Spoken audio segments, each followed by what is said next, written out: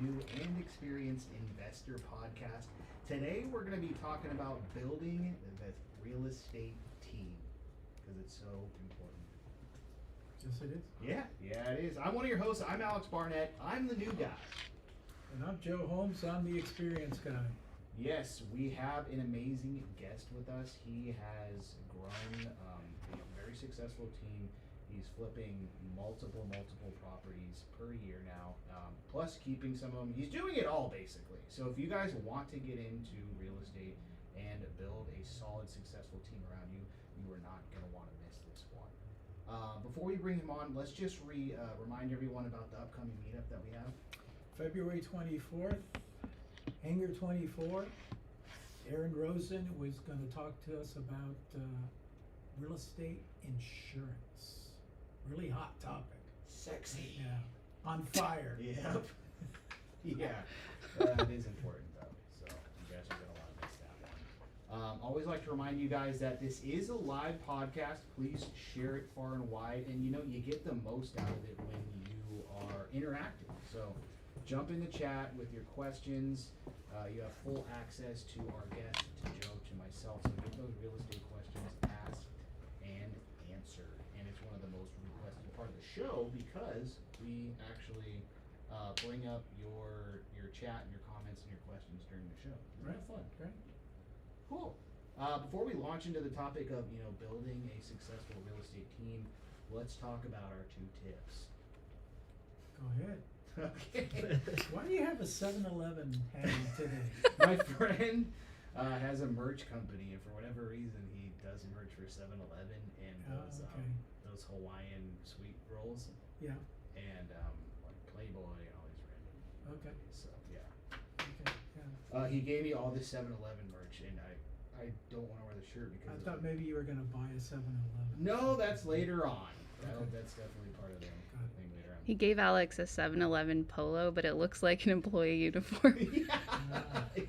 So I have to pass that one along. But yeah, so the tip number 1 is when you're first starting out, you're going to want to go alone. But the sooner you can start building your team, the better off you're going to be. And some people you're going to want to have join your team. You're going to be an awesome real estate agent. If you're looking for deals, they can help you find deals. A contractor, and I'd say maybe a lender. A mentor? And a mentor. Oh. Okay. My tip, and we were kind of talking about this off camera. At the end of the day, you can be the nicest person in the world. You're flipping. Most of the time, when I flip properties, I contact the neighbors. I let them know who I am. I let them know what's going on. If they're disturbed with anything at the site, please get a hold of me. Here's my contact information. But then you always have those individuals out there that decide, you know what, let's call the city and find out if this guy has a permit or not.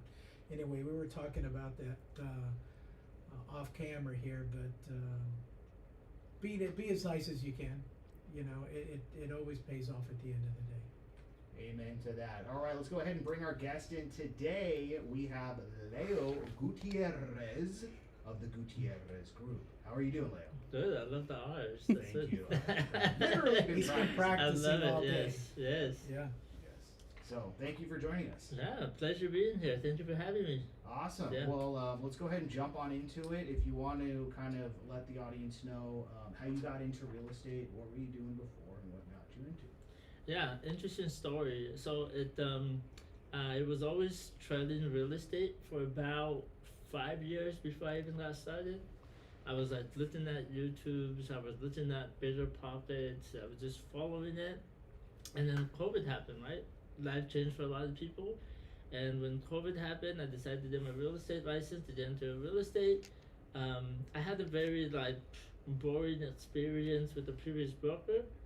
And I always wanted to have these wonderful plans. I'm like, I want to do this. I want to own this much real estate. I want to get into commercial. I want to do all this stuff. But then it wasn't happening. I was doing a lot of books, a lot of studying, finding out the markets, which really helped me. And I met Joe. Joe reached out to me through a platform, Bigger Pockets, I believe. or meetup, one of the two. She was like, "Hey, what are you doing?" And I was trying to invite him to one of my events. I was trying to teach Joe what to do, right? I was like, "Hey, you should come to one of my meetups and do all this." And he was so nice. He was so polite. Like, yeah, sure, all this stuff. And then things didn't work out with my broker. We were kind of in a different direction. That same day that my broker and I decided to kind of split ways, I called Joe. He said, "Yeah, let's have coffee." We didn't have coffee. I told him, "Joe, can I do this?" "Yes." "Joe, can I do that?" "Yes." "Joe, I really want to start like investing and flipping homes." And then he said, "Well, that's what I do." And I was like, "This is a home for me." So that's kind of how I got started. When I met Joe, I had like 15 transactions within the first 2 months or something like that. And the rest is history. Yeah. Amazing. So Yeah. how did you go from like, kind of, I guess, 0 transactions to 15 transactions that quickly? What's the steps there? Yeah, so I think that it was just being in the right environment, right? Like the previous broker was so cautious about making mistakes. Was so cautious about like my license is on the line. I have too much liability, right? When I met with Joe, she reassured me that she said, when I said, "Can I do this?" "Yes." "Can you do that?" "Yes." She said, "The 2 things I asked you," and she'll define them if it's true or not, but he said, "Don't do anything unethical, and don't lie about your transactions." And I think those 2 things kind of assured me, and that is what fueled me to say, "Yeah, I can do it." So as long as I was ethical and I wasn't doing anything wrong, Joe was okay with it. Yeah. And the whole time I've known you, it's something that I know about you is that you never done anything wrong. Okay. But so now, fast forward, you've flipped, like, I guess, or have you picked up like 10 properties in 9 months? That's pretty incredible. Like, what would you say if someone's trying to get their first deal? What are the steps that they need to take? Yeah, I was gonna put out a TikTok this morning. It was really interesting because I think that we all get in this analysis paralysis, as everyone says, but we're so cautious about not making a mistake. Right? We're so cautious about not making a mistake, and like the one thing that when I call Joe, when I have an issue, I simply say like, "Hey, I have this issue," and he said, "Okay, let's do it. Let's figure it out." And there's always a solution for everything. And I think that's kind of how when you get into your first deal, it's just about just doing the deal, right? So it doesn't matter if it's small, it doesn't matter if it's big, but the idea is that if an opportunity comes to the table and you have an opportunity to be a subcontractor, to nail some drywall, wherever it is to do it.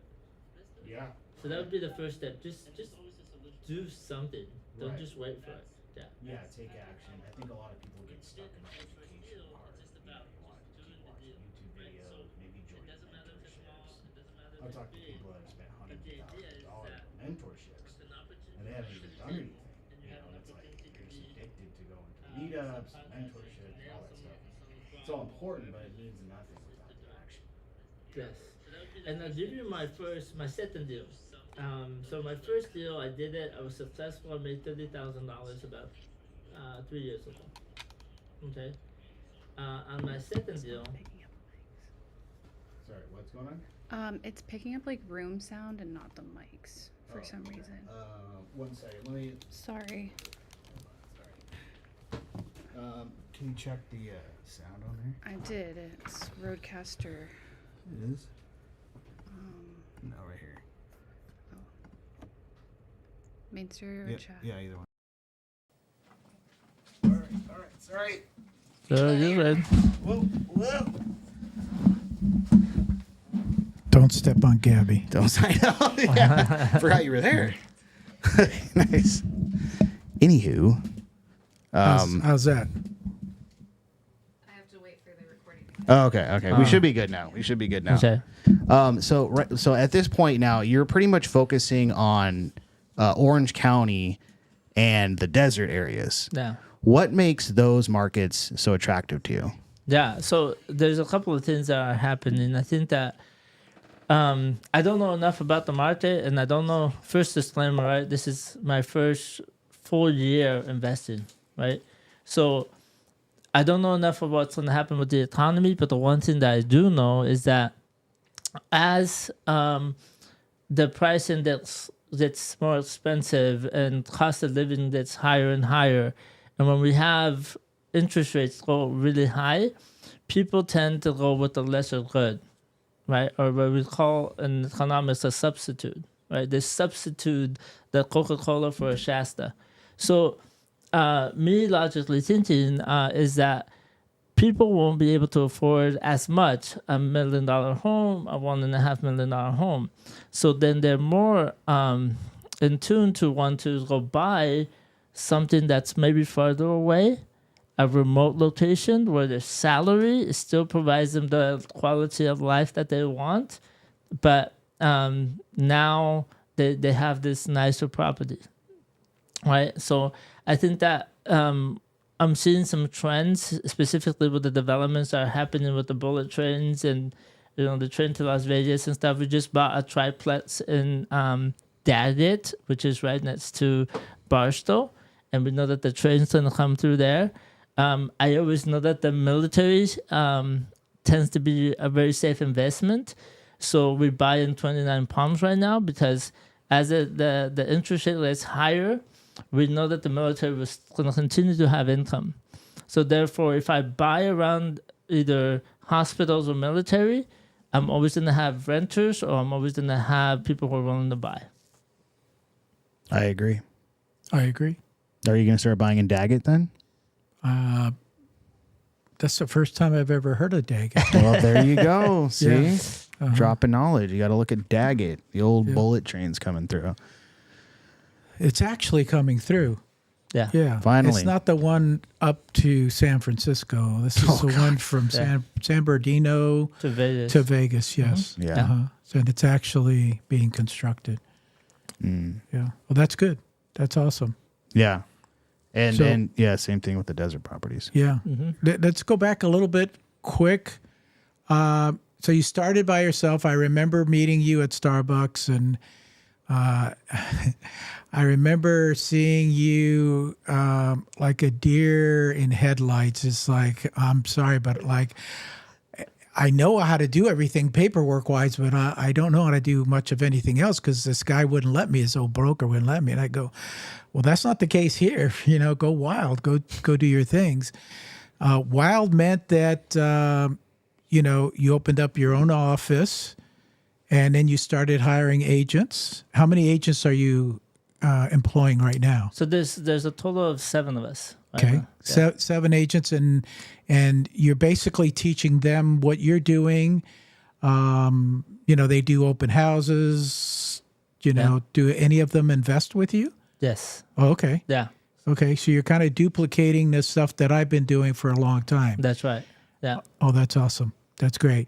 And then now you have your own even film crew because they're off camera. Gabby, boy, she hit that door and has not stopped talking ever since.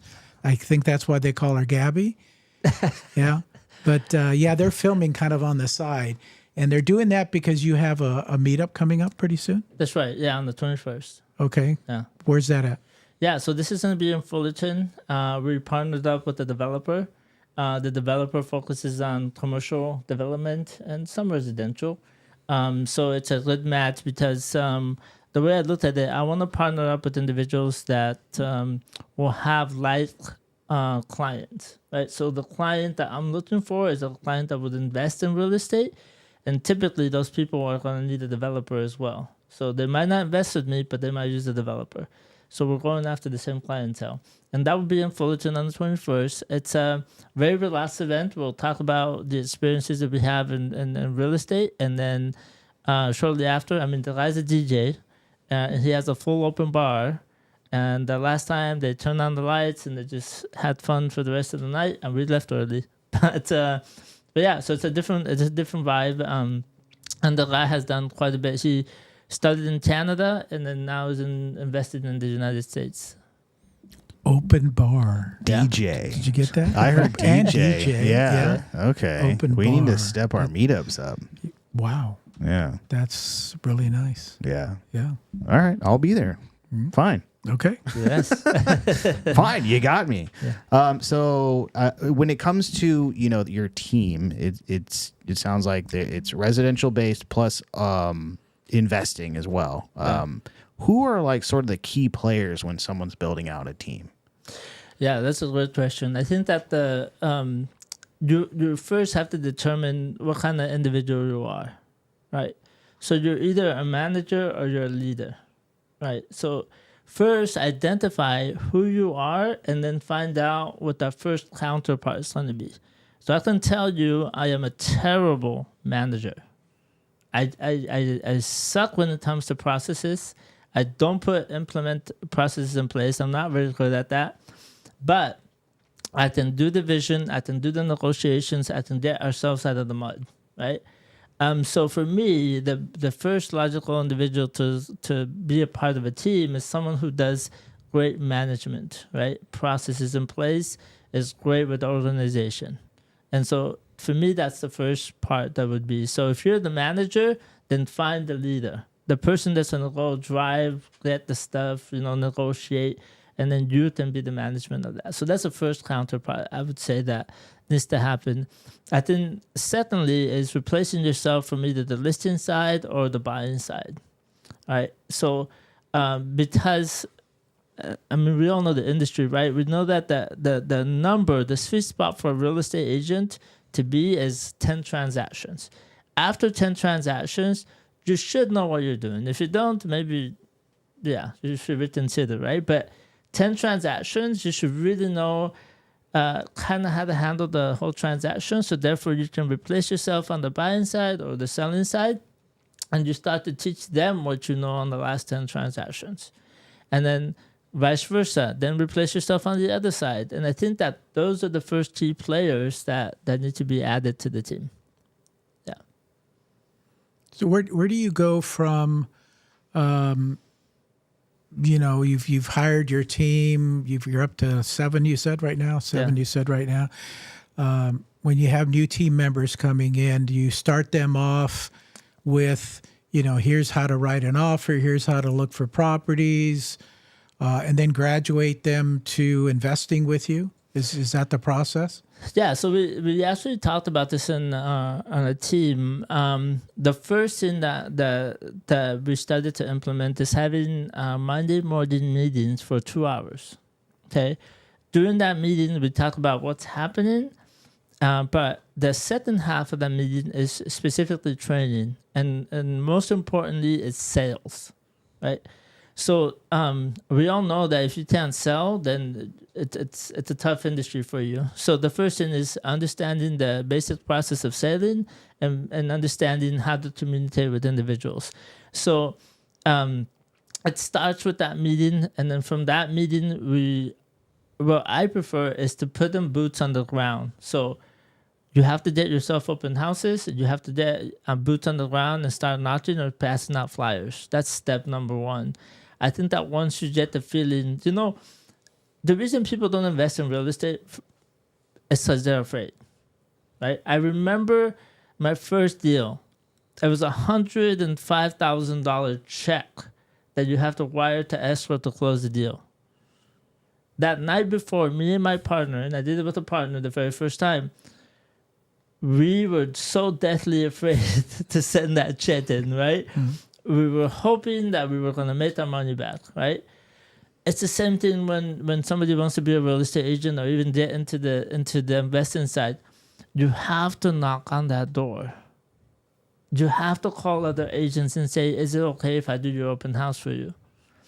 That first step is just the beginning to actually driving success. But if you don't take that step, then it's a tough business.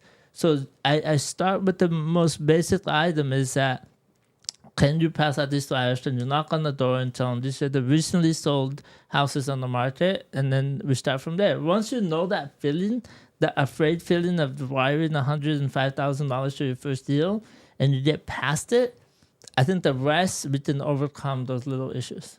Yeah. So then when you send that $1 million check to close that transaction, it's just this is just a process. You're not really kind of paying attention that, okay, it's $1 million. Yeah, it's $1 million, but it's the same process. It's a cookie cutter process. Yes. Yeah. Once you learn how to do that, you feel comfortable. And yes, I agree. The first one's the hardest one. The first one is the one where most flippers overbuild. They put in stuff that they would like to see if they moved in. Yeah, it's for first time flipper mistake. And then you have to start looking at the numbers, and you get over that stuff. And I'm so glad to hear that you have training sessions every Monday. I think people learn from each other as well. And I hope that they're open and they say, I did an open house this weekend and some weird person came in or whatever, and this is how I handled the situation. Then everybody learns from that. So yeah, that's good. That's awesome. Yeah, I think also one of the things that we learned, Joe, in the process is that agents really quickly find out whether they're cut out to be in the space. So if you do the open houses and you realize, I have to follow up with these people to put their name on the sheet, right? And they're tired, they don't want to do that. Or, man, I love talking about real estate, I love talking about numbers, then maybe the investment side is better for you, right? Like that's, you start to learn that. So the sooner that we dive into that stuff, the sooner that we know what direction we want to take. So we have people on our team, Stephanie's here, and I can tell you, Stephanie prefers the investing side above the sales any day, right? Because she loves how that process works. And in her case, she loves the listing. Like, she'll do the listing, do the paperwork, do the processes, all that stuff is great. But the selling, maybe not so much. She doesn't want to go out there and show properties. So we learn a lot from just taking those initial steps and saying, I don't want to knock on doors. I don't want to do all this. I rather help out on the flipping, managing the process, and then I'm on that side. Yeah. After the NAR lawsuit last year, how has that affected you and your team? Positive, negative? Has anything changed? No, nothing's changed. Yeah. I think that it just we talked about that process, Joe, about a year before that happened. So we were adamant that we didn't want to take down clients that didn't want to work with us. Yeah. So that by far has been on. I just saw the report 2 weeks ago.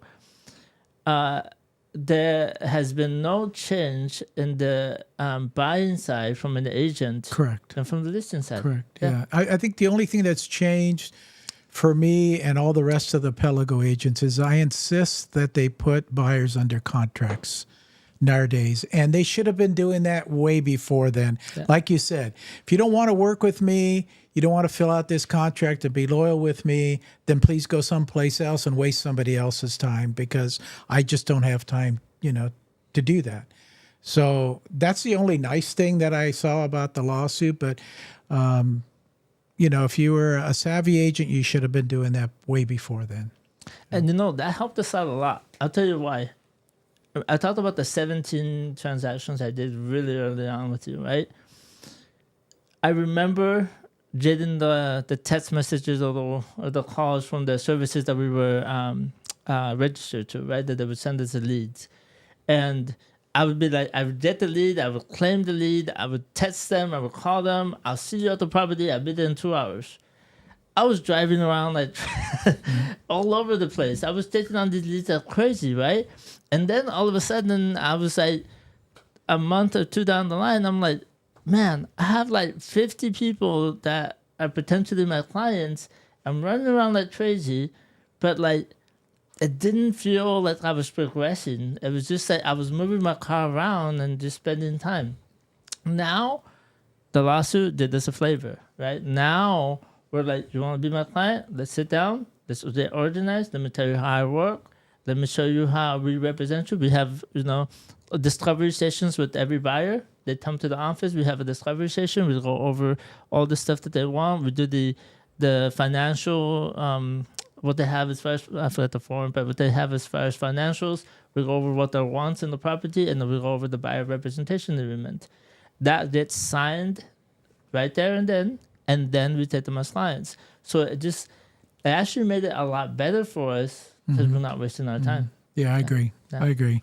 And I heard another statistic, and I don't know, I mean, if this is true or not, but I heard that 80% of licensed real estate agents have done 0 transactions last year, and only 20% actually did anything. And I don't think that that's unusual. You know, I think the go-getters like you and your team are the ones that are out there doing deals, and the rest are kind of just sitting at home doing nothing. you Yeah. know? Those are the people where when you're talking to the seller and they're like, "Well, my sister has like an agent friend who, and you're like, "Oh, Yeah. God, And they're here we in go." San Francisco. Yeah. But the property you want is here in Orange County. Yeah, you just know, think, so- let me call them first. Yeah. Okay, that's fine. Or on one of our listings, I got approached by an attorney with his license who was asking me to show his client the property and do all the work, basically. Oh, yeah. But he wanted the commission just because he's, "Yeah, licensed. I'll give you like $500. You're like, Yeah. how about no?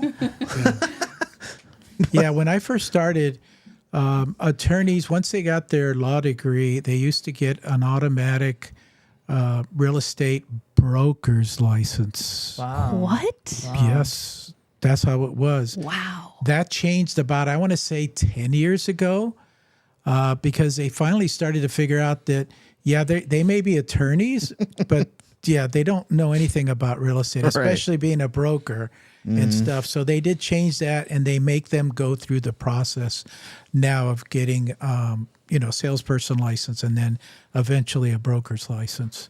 Yeah, there's totally two different things. Yeah.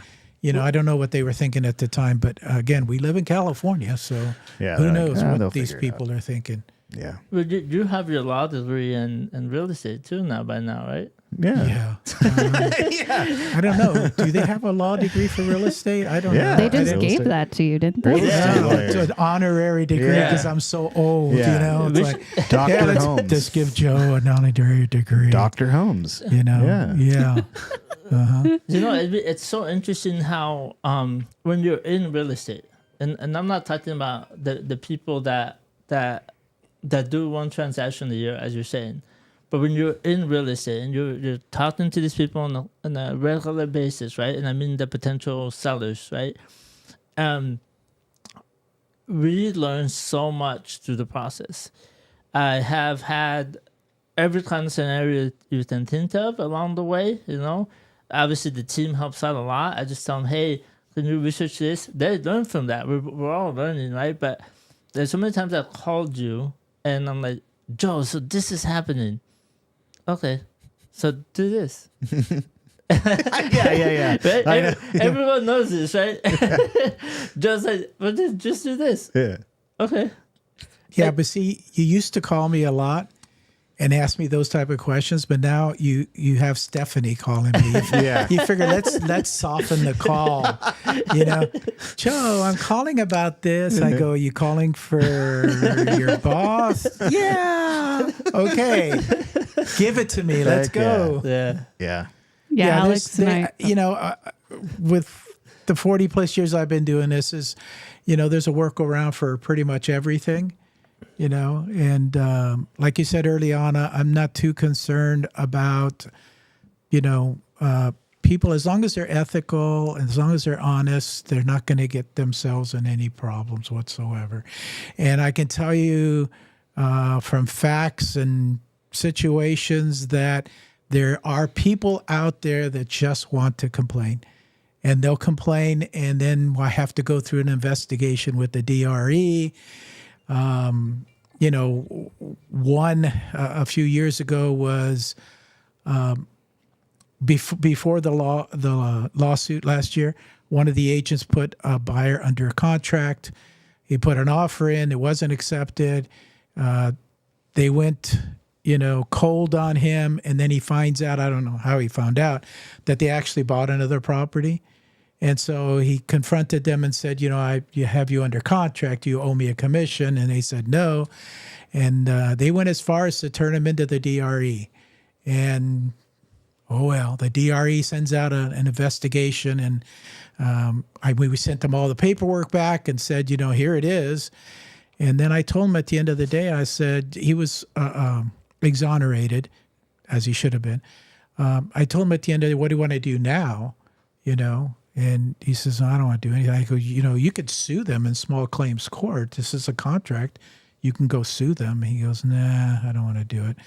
I kind of felt, that if it were me, I would have probably gone to small claims court, especially after they took it to that extent, because we tried to negotiate with them and get some money for him, but they wanted nothing to do with it.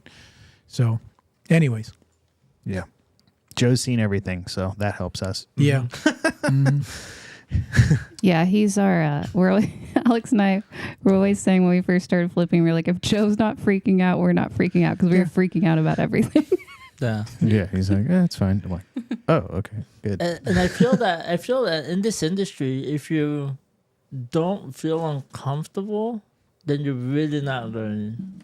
Yeah. Right. So like, I would come across some situations where I'm like, hey Joel, I have this going on. She said, oh, that's a great question. So then we look for some options, but Joe knows exactly where to go, right? That's the benefit. So that, well, it's not going to happen with escrow. It's not going to be with title. It's going to be with this. So let's deal with that. I mean, I have 3 or 4 transactions right now that I'm figuring out solutions for that we're having issues. But I think that's a good thing, right? As long as I have problems, I can learn. If I don't have problems, then I'm probably just sitting at home not doing much. Yeah, I don't think if you're a real estate agent and you're in a transaction, if you don't have issues coming up during that transaction, count your blessings, because I don't care if it's everybody's agreeing in the transaction. There's still issues that come up, without a doubt. I had an issue recently. I put a buyer under contract in Northern California, which I don't normally do, but I did. And then I get a call from the escrow title company that normally the city transfer fee is shared 50-50, but you have in your contract that the seller's going to pay for it. So we're going to send you an addendum to change that. Yeah, I'm laughing like that too. I'm going, in your dreams, you're going to send it to me. This is a contract that was fully executed. Everybody knew. They were all adults here. And they went to the extra step as to send my client a estimated closing statement. And guess what was in there? Wow. Yes. And so my client sent it to me and goes, hey, what about this? And while you're at it, could you look at everything else? And I looked at that and I emailed the escrow and I said, you need to change this because that's wrong. And they did. They changed it. But you have to be careful and this is a very smooth transaction. Northern California, they do things a lot differently than we do down here. They have all their inspections done pre-sale. So home inspection, termite, anything that you need is there and it's disclosed on a website. So really the buyers looked at all that. They're walking in, they're putting an offer. What else are you going to do? Yeah. You're just waiting for the appraisal to get done and that's it. And then once that's done, then if you wanted to do another inspection, you could, but why? You already have one there, So Northern California transaction seems to be a lot easier and smoother because of that reason. We might think about adopting that down here, but we do things actually the opposite. We wait till we get an offer and then we start doing the inspections and stuff, which sometimes that's when the issues start coming up, right? Yeah. Oh, yeah. And I think that's also part of the team process, right? Like you have your go-to escrow title and other people use. I mean, I have them down all the way to my notary and, the inspector that I use the majority of the time. I think that's also important. There's so many transactions where I've told I sent an email out right before the transaction. And I said, this is the preferred notary the client's going to use. And we specify why. We want to make sure that the client feels comfortable, they're in control, and we send it out. And there's so many escrow companies that say, sorry, we don't accept that notary because we only use our notary. I said, what? So, and again, it's about knowing, having the knowledge, right? Then my question is that, okay, can you explain to me the difference? Well, ours is licensed and bonded, and it's approved by this title company. Okay, so if the notary I provide you has all three, we can use them. Well, no, I don't. But it's a buyer's choice, right? And I think that's really important to people to know and make that part of the team. We have our list of team members that we use, and I call them my team member because they have been able to drive on a particular day and sign 3 different contracts for us. And they go around, they bring all the documents back, they take them to escrow, and our client kind of feels comfortable because he knows that's using our team to do the entire transaction as well. Great idea. Yeah. That is a great idea. I'm going to use some of this. Thanks for that.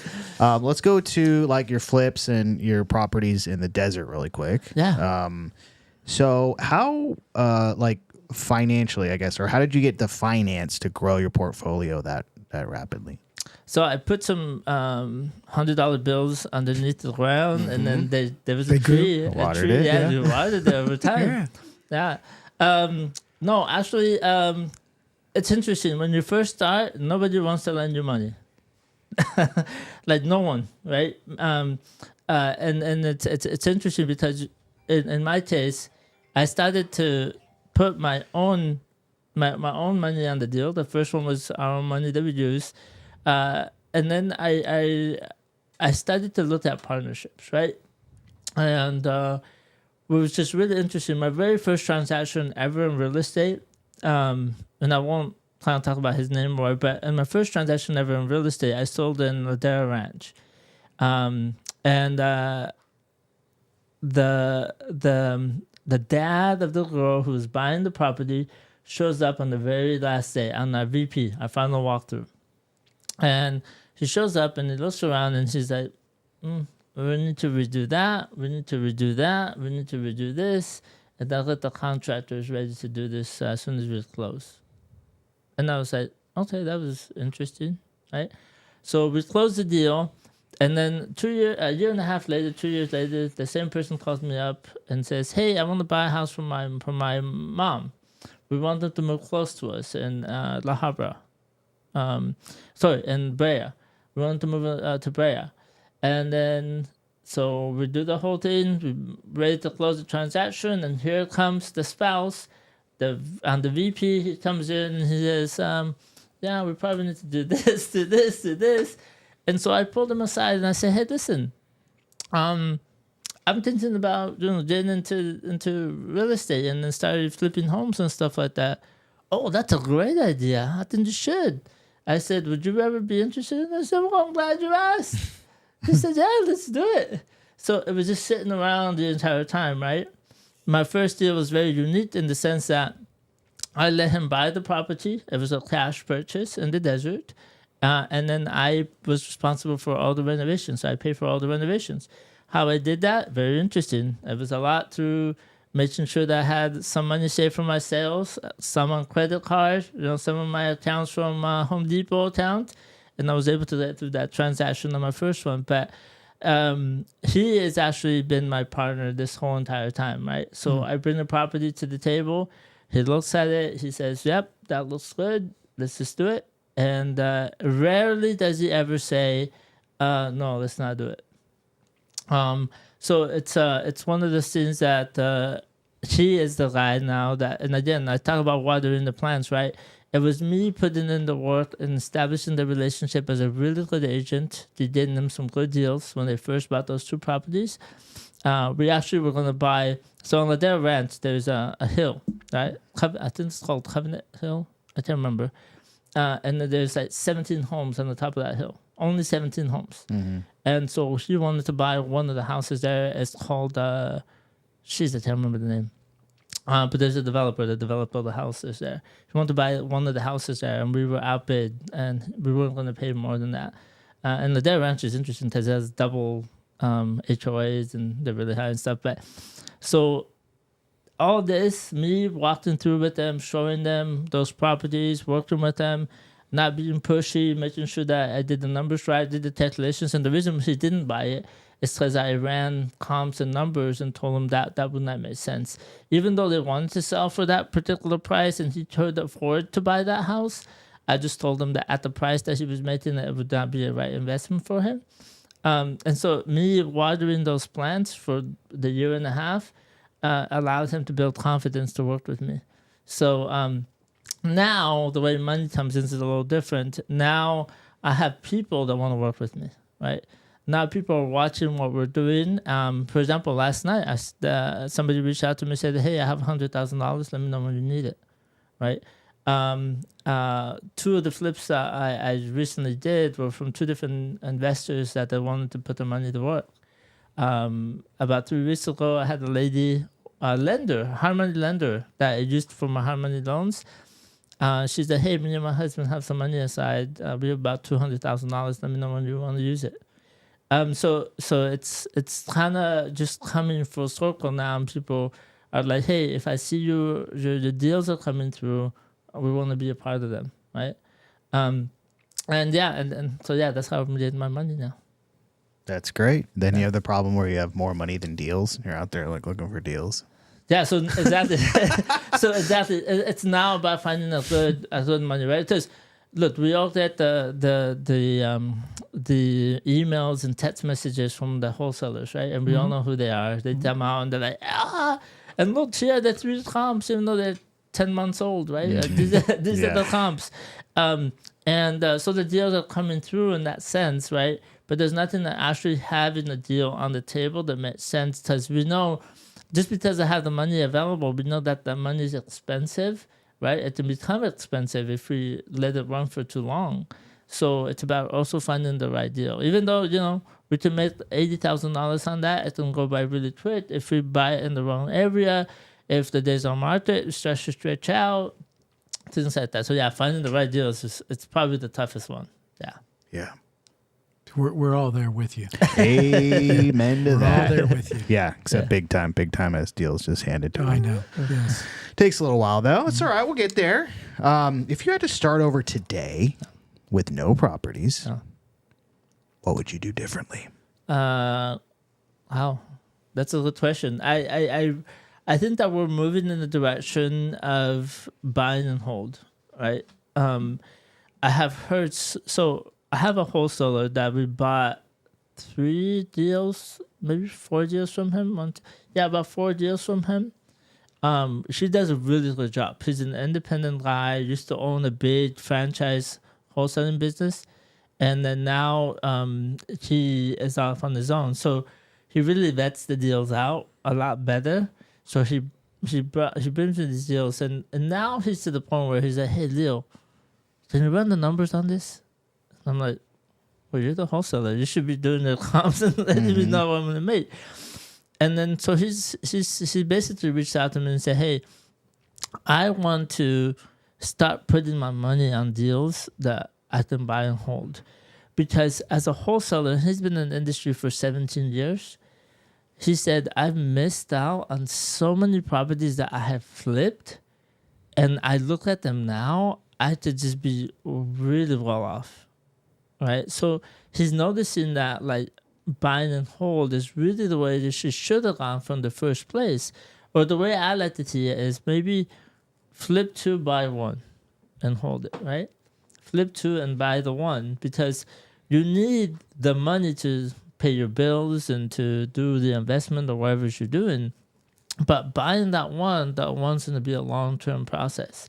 And I think over time, we might not notice it today, but over time, that one will be way better off than that $40,000 profit per deal that is made. Now if I were to start all over again, I'd probably calculate my numbers based on buying and hold. The last 3 deals that are on the table right now, 2 in 29 Palms, 1 in Yucca Valley, I ran the numbers as if I was going to buy and hold. And one of them specifically into a co-living space, which is I turned the 2-bedroom, 2-bath into a 4-2. And I did it with the purpose of, if for some reason the market doesn't adjust or adjust negatively with the higher interest rate, then I know that the mortgage will pay for it, so I can refinance out of it, hold on to them, and then either sell them at a later time or, as we burr, over time. Yeah. And again, same lines along that question, and I get this question a lot. Is your real estate license a positive or a negative? Oh yeah, great question. I would say is for us it's a benefit. It's a true benefit, and here's the reason why. Right, I did an interesting deal. Stephanie and I actually did an interesting deal last year, and that deal we got it under contract as a wholesale, right, and we could easily turn around and sell it to another wholesaler. But we decided is to sell it to a traditional buyer, right? So we've all done that, and that's that's the best way to do it. Recently, we sold 2 properties before we listed them, and so as a licensed agent, we're able to go and market the property, and we have a list of our buyers potentially, and we can sell these properties before we even go to market. So now I'm also switching my gears into that. I have buyers, and none of the properties are panning out for them. So now I'm looking for a deal that I can flip to my buyers, and I let them know ahead of time. If you can't find what you want, I might bring you some wholesale deals that have been sent to me, and then we'll do the investment. We'll put the $60,000, $80,000 into it. We'll make $20,000 to $30,000 on the deal, and then you buy it if you're okay with that. And they're completely okay with it. So having the license, it's just another way to be creative in the deals, as long as we're fully disclosing what we're doing to them. Yeah. So I see that as a benefit. Good. Yeah. Good. Right answer. All right, so we're gonna go to the part of the show where we have a couple videos for you, and want to get your reaction really quick here. Let me know what you think. What do we got, producer? First video is how to build a powerful real estate team. How do you structure your team so that you can do more? Look at all of the different jobs in the sales business and break them down into 2 categories: dollar productive and non-dollar productive. Something like taking photographs of a property, that is not a job which is going to bring business in, but it's a job that needs to be done to process the business. So that would be considered a non-dollar productive activity. When you hire your first person on your team, you want to be delegating a lot of the non-dollar productive activities over them so that you as the agent can leverage your relationships, leverage your skill as a salesperson to be doing more of the dollar productive activities. How do you structure them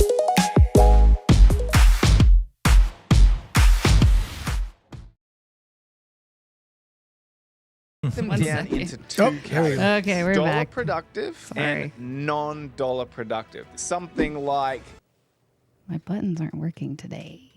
All right. Okay. Sorry Anywho, what do you think about that? Yeah, I think that I think that's interesting. I think that caveat is also finding out what you're good at, right? Just because there's no dollar value attached does not mean that I should be. Or sorry, just because there's a dollar value attached doesn't mean that I should be doing it. Yeah, meaning that, for example, if I do an activity which doesn't generate or that generates high dollar value, but I'm terrible at it, I probably shouldn't be doing it. Right? So give it to someone that is more efficient, For example, cold calling, right? There's an art to cold calling. There's a ask the question and pause. I always tell the team, oftentimes when you call somebody, they're like, "Hi, I'm calling about your property in 123 Banana Street, and this is what I'm doing." And they don't never have an opportunity. We don't make calls like that. The way we make calls and say, "Hey, John, what is John going to do?" Respond, right? Once John responds, they say, "Hey, I'm just giving you a call. and then we start the conversation. We want to be human-like, so there are people who catch that and they know how to speak to someone, and that's a dollar-generating activity, right? But it doesn't mean that if I'm terrible at sales, I probably should not be doing it. So I think that's the caveat. Okay. Yeah. Play to your strengths at the same time. Exactly. Okay. Gotcha. What do we got next? Buying in the desert. Here we go. Oh, Land in the middle of the desert, no roads, no nothing. What value does that have to you? Computer's not working. I don't buy a lot of that. I have done a lot of those. I don't buy those anymore. You know, you got to work hard to sell those parcels. Like, they're great for four-wheelers and blowing up stuff and shooting guns and parking your RV. But, you know, it's easier to do like more in-demand land, like, you know, stuff that people want. Land in the middle of the desert, no. Well, and I picked that one because I know you were buying land in the desert. yeah. How's that going? Yeah, so it's relative. I think it's very relative. So the way that I would look at that particular comment is that, I truly believe there's a buyer for every type of property we have. That's the reason we have this available, right? So, as I said, the reason I go to the desert is because now our desert, at least in Southern California, has become an adventure. You know, we have Johnson Valley, which they have. I forget what they have. It's the 1 year. Once a year, everyone gets together and they go off roading and go up the mountains and all that stuff, right? We bought a cabin for $50,000 about 2 years ago, right? And we're just preparing to release that cabin. That market, I think it's going to get even better over time because now Johnson Valley is developing a hotel in the area just to accommodate for the high number of individuals that go out there and spend the weekend for that specific event. So I think about being strategic in the areas that you're investing. And as I said, there's a military base in 29 Palms. You know, there's Joshua Tree, you know. There's Old Town Yucca Valley, you know. I forgot what they call it. There's a name for it. I forgot what they call it. But if you go there on the weekends, there's literally lines of people trying to get into the bars and trying to get into the places. So I think that you have to be strategic. You know, why did Disneyland invest in the desert? Right. Because there's an opportunity. When's that getting built? It's already. I think they're already selling homes. Oh, Are they? I believe so. Yeah, I heard they were out there. Yeah, I think they're already selling. Nice. all right. So so I do believe that the desert is an opportunity. Joe and I are afraid of the desert. Yes. We got burned. I'll once. send you whatever we get. Well, you know, here's an interesting thing that happened. So there's a somebody I did a deal with. Okay, this is just coming out of the hospital, right? I think I made the deal before I went to the hospital, and they started to do the renovations when I was in the hospital. By the time I was out, the renovations were done, and this particular company only buys land. That's all they buy. And the reason they buy land is there's so much money to be made on the interest that's where the play is, right? So there's a network in Riverside where they actually suggest that you should buy the land that has a mobile home. Buy it. When you sell the mobile home, you basically clear or you made some money off of it, and then you lease the land out to them, right? Another way that I have seen is on the mobile home sales is, you know, you can sell the notes. So I never thought about this. This is really interesting in the desert. People don't have the money sometimes in the desert to basically come up with a down payment or pay for the mortgage themselves, so they don't go to traditional lenders. But what this individual was telling me is that you basically buy the home in the desert, right? They know they can't afford it, so you bake it into their monthly payment, the down payment, and you finance the house out to them. Well, I don't know about everyone else, but I don't have that kind of money to just go out and do all that kind of stuff, right? So what he said, oh, no, you don't have to. Just have them put some kind of down payment in it, whatever it is. As soon as you close, you turn around and sell the notes to investors that want to hold the notes. And I was like, that's awesome. I said, well, why would they buy it? He said, you don't sell the note based on the number you sold it for. So, for example, if I buy the house for 50,000, I put 20,000 into it, right? I'm at 70 all in. The note is not worth 70,000. The note is worth about twice as much. So you can sell the note, turn around and sell the note the very next day for $100,000, and the investor is banking in, I'm making $50,000 on that note. Right? And so when they structured it that way, I was like, okay, now it makes sense. Right. And in the desert, it's very likely that people kind of abandon their place, and the investors are okay with that because they now resell that note, and that note is not worth $150,000; it's worth $200,000 now because the guys left, and now they can sell that note or that property to someone else. It's kind of like a timeshare. Yeah. Yeah. The old tweaker timeshare. Yes. Nice. Yeah. Cool. All right, let's go to our last video really quick. Alrighty, this one is flipping homes with Amazon. Oh. Meg and I flip a lot of houses. We even build some houses, right? We're in the duplex that we just built, and there's all kinds of stuff that goes into these houses. And Meg, where are we getting a lot of this stuff? Most of the stuff is from Amazon. Amazon. Amazon is an awesome tool. It's a way to find a lot of different products, and it's very reasonably priced. So this at the house. faucet. Amazon. What about this appliance? All Amazon. GE appliance. You can get anything from Amazon. Stove. Yep. Amazon. The hardware, the hinges, the doorknobs, all of that stuff comes from Amazon. Meg and I flip a lot of houses. Producer, where do you get all our stuff? Amazon. Yeah. Not the appliances, though. Home Depot has yeah. way better deals Yeah, on they the do. appliances. They do. Yeah. Yeah. Where do you get all your stuff? I would say primarily from Amazon. Okay. Yeah, so a good resource for us has been Habitat for Humanity. The restore locations. There's Oh, yeah. I know about those. there's only a few of them that actually have a good amount of stuff. Like the one in Anaheim tends to be the best for tile and other stuff that you have.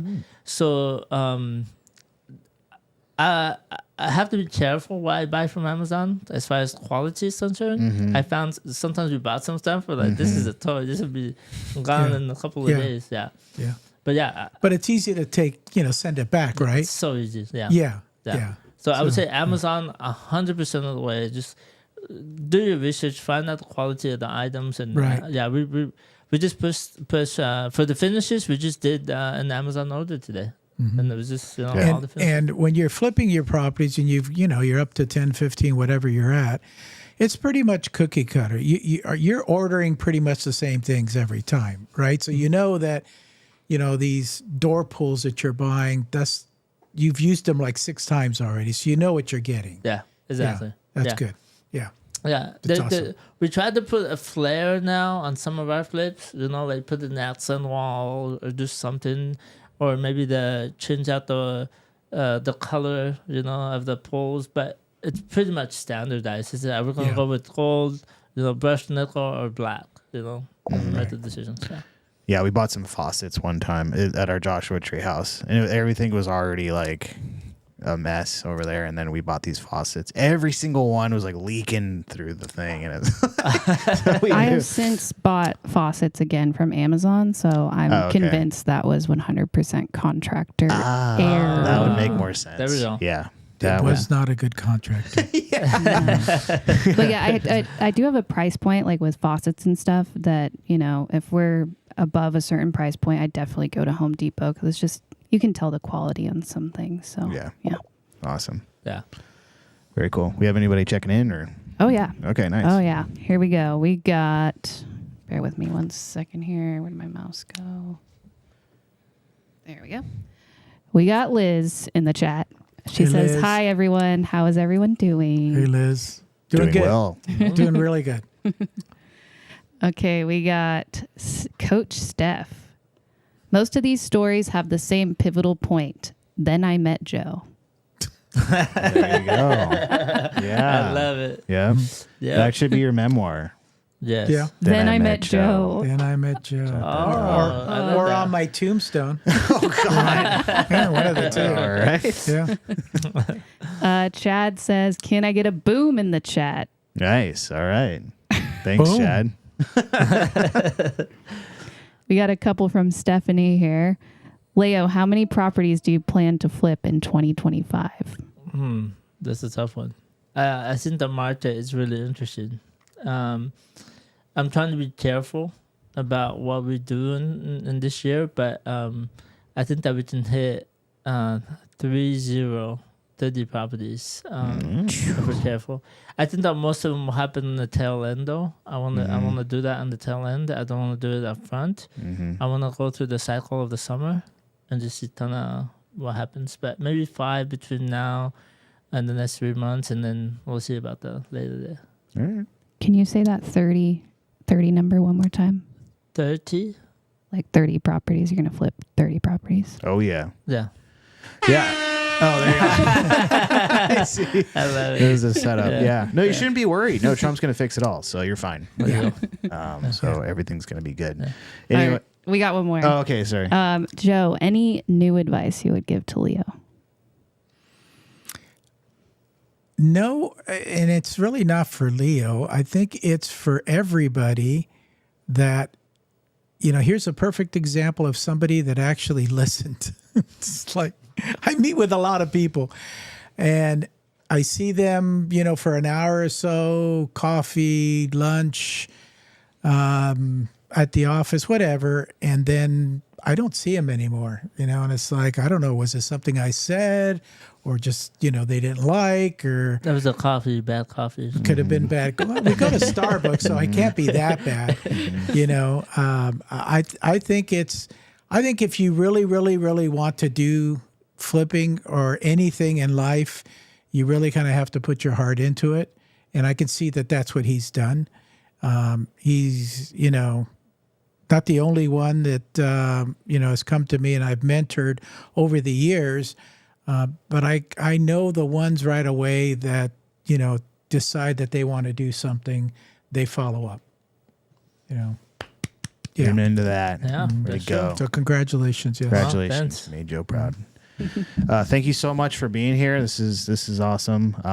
If people want to reach out to you with if they have properties to sell or if they want to buy or partner with you, what's the best way? Well, I'm looking for deals. So Okay. definitely looking for the deals. But yeah, it would be the Gutierrez group on all social platforms. All right. And then stay tuned. We have we're working on a project, the anti-rent crew. That should be fun. We're trying to implement that. We've been babying that for a while, but I think that we're almost ready to do that. So Awesome. yeah. Be looking forward to it. Thank you guys for joining us. Make sure to share this far and wide, and we will be back next Thursday. Next Thursday. Yeah. Same time. Yeah, same time. We'll see Yeah. you guys then. Thank you guys so much. Take care. Thanks.